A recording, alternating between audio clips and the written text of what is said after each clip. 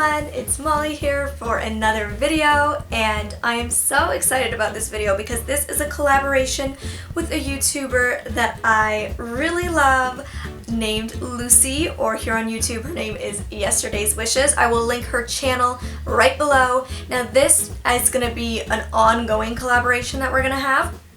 So this is the first video and we plan on doing collaborations every 6 weeks to 2 months. So definitely expect more videos from the two of us. She is also blind, also lost her vision as a teenager, and also has a guide dog. So we relate over a ton of different things, like my friend Emily Fashionista here on YouTube. She also lives in the UK. So unfortunately, I don't get to meet Emily or Lucy in person, at least I haven't gotten to yet, but I have Skyped with Lucy a number of times and she's such a sweetheart. I watch her videos and I just think she is super great. So I'm really excited that we've started this new series together. And yeah, we're going to be collabing over the next little while, so definitely expect lots more fun videos coming from us. If you're here on my channel from Lucy's channel, hello, welcome, please subscribe like the pillow says. We want you to join Gallop and I, my guide dog. We want you to join our little family here. And if you're from my channel and haven't checked out Lucy yet, definitely go over to her channel and hit the subscribe button because she is super fantastic. So, as you can see from the title, this is another guide dog related video. I know you guys always love the dog related videos, and so do I because I am so obsessed with my dog. It's a little much, but I love him. So, I'm excited to share with you my top 5 pet peeves as a guide dog user. And this kind of also goes in along with my Molly's Top 5 series, which I have not done a video for in quite some time, so I'll link that playlist down below if you want to go check out any of my other top 5 things. Now, these are in no particular order, and as a guide dog user, there's definitely other pet peeves I have, but I had to narrow it down to my top 5, the ones that annoy me the most. So in no particular order, we're going to kick it off with number 1, drive-by pettings. Now, drive-by pettings are when people see Gallop and I out and about, whether it's out on the street, in a shopping mall, at a restaurant, and as I walk by them, or as they walk by me, they run their hand along Gallop's back, or along his head. It's like, they're like, well, like, I know I'm not supposed to pet guide dogs, so I'm just gonna, like, kind of, like, drive by and, like, do a little pet. It's just like, why? Why did you have to stick your hand out as you walked by and just like, whoop? So frustrating. So frustrating. Don't pet the dog. Just don't do it. Just don't do it. Just don't stick your hand out. Just walk by, look at him, carry about your business. Number 2 kind of goes along with that, and it's people who start petting Gallop, and when I say, oh, sorry, he's a service dog, you can't pet him, they go, oh, I know, but he's so cute. I know he's cute. That still doesn't mean you can pet him. That's like being like, I know I shouldn't have cheated on my math test, but like, I was gonna get a better grade if I did. You still shouldn't do it. Oh, so baffling. Or the people who will like lean over and be like, you're so cute, you're so adorable. And when I'm like, oh, sorry, you can't like pet him or interact with him. Because I don't know, like, if they're just talking to him like that, I don't necessarily know that they're not petting him. I kind of honestly, when they start using the doggy baby voice, I assume they are. So I'm like, oh, sorry, you can't pet him. And they're like, oh, no, I'm not petting him. And I'm like, okay, but you're still talking. Like, the reason you can't pet him is so you don't distract him. But now you're talking to him and getting up in his face and sticking your hand next. Like, sometimes people will stick their hand out for him to sniff it. Or, like, I'm like, just don't distract him. Like, don't talk to him. Don't look at him. Don't distract him. Don't put your hand in front of him. Don't give him food. Ignore him. I know it's hard, he's 100 pounds, he's absolutely massive, he's totally adorable, but don't pet him, don't look at him, don't talk to him, ignore him. He is not there. It's just me. Hi, only me. That's it. Ugh, such a pet peeve. Side note that I just reminded myself of with that little dog voice. So yesterday I came home from my yoga class and I was telling my mom a story that happened at the yoga studio with Gallop, and in the middle of the story, I turned to him and I leant over and I like put my hands on my knees and I looked down at the ground and I was like, you're so cute, you're just my big baby, aren't you? And my mom's like, Molly? Gallop's not there. And I was like, what? And she's like, he's nowhere to be seen. He's not in the room. And so I was literally like talking to the carpet. total awkward blind girl moment, embarrassing blind girl moment, blind girl problem, whatever you want to call it, all of the above. So, just a little side note there. Number 3 is people who take the accessible bathroom stall, which would be the larger stall in the bathroom, who don't need it when all of the other stalls are open, or just in general any other stall is open. If there's another option, you should use the other option. Do not use the big stall, the accessible washroom, unless you need it or it's the only one possible available and you're going to poop yourself, okay? Like, it shouldn't be used because you have too many shopping bags to fit in a small stall. It shouldn't be used because you want to change in public and you need more room to change. It shouldn't be used if you need to poop and you want like some more space between you and the other person so they don't hear you. That's not what it's there for. It's there for people who need it. And as a guide dog user, I have a 100-pound dog. He's half Bernese Mountain Dog and half Black Lab. He's a big boy and he needs the room with me. So my only option when I walk into a public washroom is to use the accessible stall. And so when I have to stand there waiting and all the other stalls are open and I'm just like waiting for that person to finish what they're doing in the bathroom, it's super frustrating.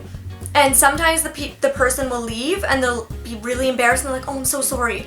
But half the time people just like move about their day as if nothing happened and they didn't just do that and they didn't make me wait, and it's really, really frustrating. If you have a stroller with you, you should use it. If you are in a wheelchair, you should use it. If you need some extra assistance in the bathroom for whatever reason, you should use it. If you have an invisible disability that causes you to need the larger stall, you should use it. But other than that, you should not be using it. So that's definitely a huge pet peeve of mine. Number 4 is cab drivers that drive right by me because they see that I have a guide dog. Or even worse, when I've called them and they've shown up and then they're like, oh, sorry, no, and drive away. It's ridiculous. There's been so many times where I have had to, I'm with a friend and we're trying to hail a taxi in the city, and I've specifically stood away from my friend so that when she's hailing a cab, they don't see that I'm with her. Because we know that if I'm standing beside her with my guide dog, they're going to drive away. And they're going to drive straight past us. And that's like, number 1, it's illegal. But number 2, it's like super frustrating and really hurtful. And so here's a story to go along with this pet peeve. So I was in Seattle for the first ever Seattle We-Day, the first ever US We-Day in general. If you don't know what We-Day is, I'll put a link down below. And I'm also going to put a link down below actually to a blog post I wrote. It was the second blog post I ever posted on my website about the accessible bathroom stall. So I'll post that down below as well. But I was speaking at We-Day Seattle. It was the first ever US We-Day. It was a super exciting day. Woke up, got ready. My assistant and I and Gypsy, who was my guide dog at the time, went downstairs to the cab stand at the front, and there was 5 taxis there. All 5 drove away. We walked up to the first one, rolled the window up and drove away. We walked up to the second, locked its doors, drove away. Walked up to the third, drove away. Walked up to the fourth, drove away. Walked up to the fifth, drove away. And I'm like, listen, I gotta go to the theater and speak to 20,000 people. I cannot leave 20,000 people waiting. I gotta get there. And it was just like so crazy to me. I had such an important event. We-Day is already a stressful enough day with all the things I have to get done. I don't, at the time I wasn't just speaking at We-Day. I would have meet and greets and media interviews and parties to get to, and just so much going on that I was like, this is the last thing I need. And of course the hotel was so embarrassed. It wasn't their fault, but they ended up calling a taxi specifically for me and we had no problems, luckily. But I believe the taxi company was like East West or Southwest, something like that. If you live in Seattle, comment down below and let me know what that taxi company's name is. It's something like that, East West, Southwest, something along those lines. Don't take that taxi company. Don't support them. Just throwing it out there. All 5 of those taxis were from that company. So I'm not a fan of that company, and I don't use them when I do any work out in Seattle anymore. And number 5, my final pet peeve is fake service animals. As somebody who uses a legitimate service dog and who needs my service dog. It's really frustrating that people fake service dogs. There is so many websites online, if you don't know what I'm talking about, that sell guide dog or service dog certification, and the vests that say service dog, don't pet me, and all of those things. And even the websites, like when you search in Google, the websites will come up like, certify your pet as a service dog, bring your family pet everywhere with you. Like, it's literally a scam. Number one, there's no such thing as service dog certification. Like, that's just not a thing. So right there, you know it's a scam when they're making you pay like $150 for certification that literally does not exist. And I mean, if you don't need one, don't use one. It's just as simple as that. Don't call your ESA a service dog. It's an emotional support animal. They're different things, and there's different rules and laws that surround them. I understand if you need an emotional support animal, but follow the rules that come with having an emotional support animal. It's not the same as a service dog. That's what the law states. I'm not the one who made it. That's just what it is. They're different things. Don't go online and buy a service dog vest so you can bring your family pet places. If your pet is not trained to be a service animal, there is such thing as owner training, which is totally fair. If you need a service dog and for whatever reason the waiting list is too long, or you don't trust a school, or whatever it is, I'm all for owner training. That's totally fine, as long as you actually need the dog and you properly train the dog. And the reason this frustrates me, people are like, oh, it's, like some people who have fake service dogs are like, it's none of your business what I do with my pet, blah, blah, blah. Well, actually it is, because if your service dog, if your dog who's wearing a vest that says service dog on it, goes out into public and acts out, bites somebody, behaves badly, that gives true service dogs a bad name. My dog went through 2 years of training for $40,000. This is an expensive dog. He worked really hard to get the training he has. He continues to work hard for me every single day.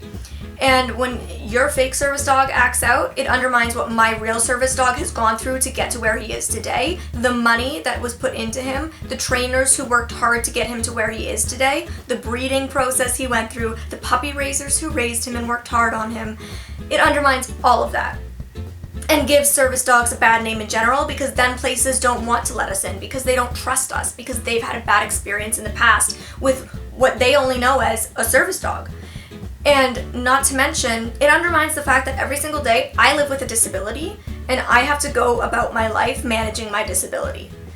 If you don't have a disability, you don't deserve to have your dog come everywhere with you. You don't need the help.